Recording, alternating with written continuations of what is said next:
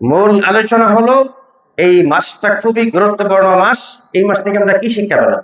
এক নম্বর, মক্কাতুল মুকাররমা, যেখানে বাইতুল্লাহ ইব্রাহিম আলাইহিস সালাম ইসমাইলকে রেখে আসলেন, তখন কিন্তু বাইতুল্লাহ ছিল না।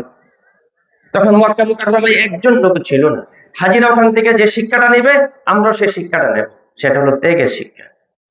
ইব্রাহিম আলাইহিস সালামকে আল্লাহ পাক যতগুলো পরীক্ষা করেছেন, এর মধ্যে সবচেয়ে কঠিন পরীক্ষা ছিল দুইটা। একটা হলো হাজারাকে তার সন্তান সহ কাবাগরের কাছে রেখে আসা, দ্বিতীয়টা হলো নিজের সন্তানকে নিজ হাতে জবাই করা। দুটোটা পরীক্ষাতে ইব্রাহিম ইসলাম ত্যাগের পরিচয় দিয়েছেন। সেটা এটার নামই হলো কোরবানি। কোরবানি অর্থ হলো আল্লাহর নৈকট্য অর্জন করার জন্য ত্যাগ স্বীকার করা।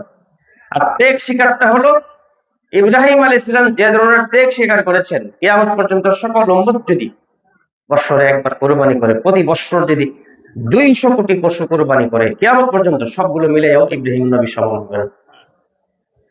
তো এই ত্যাগটাকে ধারণ করা, হাজিরা যেমন মক্কা মুকাররমা থেকে বাইতুল্লাহ থেকে কোরবানি, আত্মত্যাগ এবং বিসর্জন জিনিসটা নিয়ে আসবে, আমরা যেন প্রতি বছর এই 10 জিলহজ থেকে একটা বিসর্জন শিক্ষা গ্রহণ করতে পারি।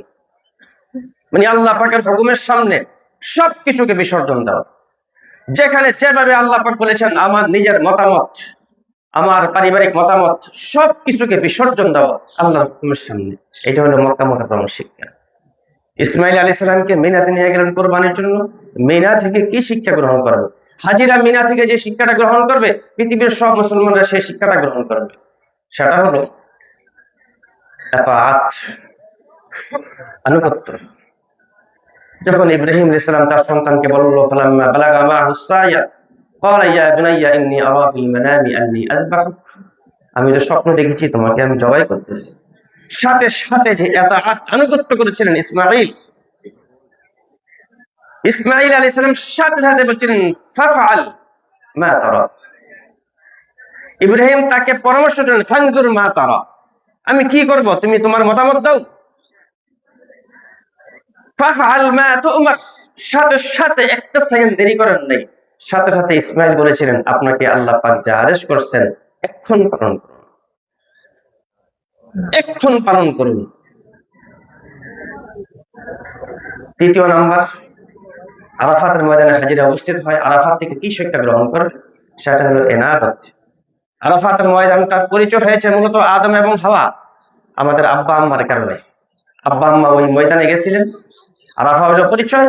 350 বছর পর আব্বা আম্মার মধ্যে পরিচয় হয়েছে ওই জাবালে রহমত, যেখানে হাজী সাহেবরা উঠেন, যেখানে আদম আলাইহিস সালাম 2 রাকাত নামাজ পড়েছিলেন, হাওয়া আলাইহিস সালামকে নিয়ে দোয়া করেছিলেন, আল্লাহ পাক তাদের তওবাকে কবুল করেছেন।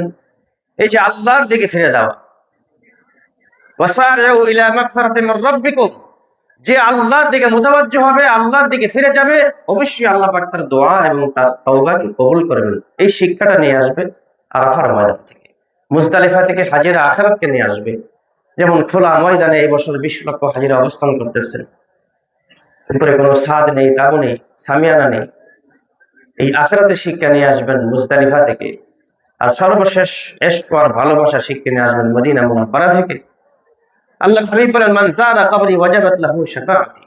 হাজিরা যেভাবে এই হজের মাসে মদিনা মুনাওয়ারা নবীজির রওজা জিয়ারত করে ভালোবাসা নিয়ে আসবেন, এর পুরা পৃথিবীর মানুষ এই জিলহজ মাস থেকে শিক্ষা নিয়ে নবী মুহাম্মদ রাসূলুল্লাহ সাল্লাল্লাহু আলাইহি ওয়াসাল্লামের ভালোবাসা যেভাবে হাজিরা বুকে ধারণ করে নিয়ে আসবেন মদিনা থেকে, ঠিক সেভাবে আমরা নিয়ে আসবো। সম্মানিত উপস্থিতি, আমাদের এই মুহিউদ্দিন নগর ঐতিহ্যবাহী ঈদগাহ